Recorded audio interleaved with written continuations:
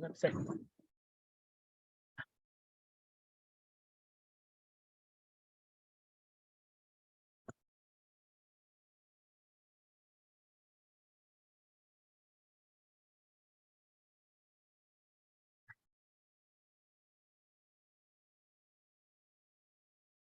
Carol described growing up poor on Long Island. She said, there was one shack in town and we lived in it. I'd go downtown and study the storefront displays because I loved all that fashion stuff, but none of it fit me and we couldn't afford it. My mom sewed replicas of the clothes the other girls wore, but they never looked right. I grew up with 3 strikes against me. I was poor, I was big, and I was smart.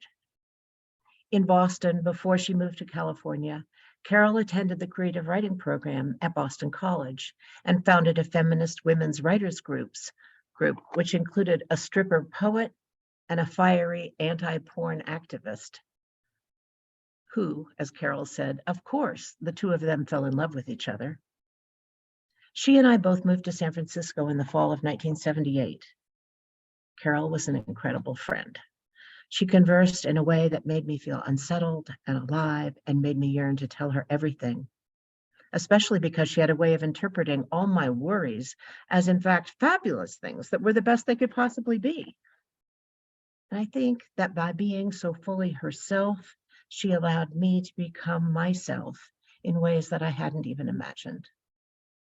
This is a picture of Carol and me at a Take Back the Night March in 1980. This is me.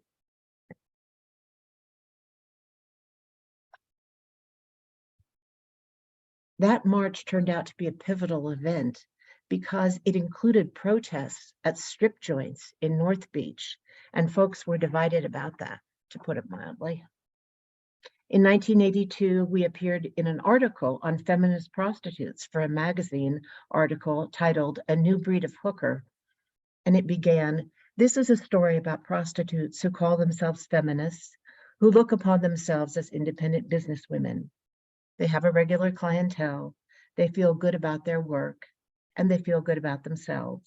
One of them may very possibly live next door to you." About a year later, I left the city and sex work, and Carol went on to become an icon, a sex worker saint, a human justice warrior.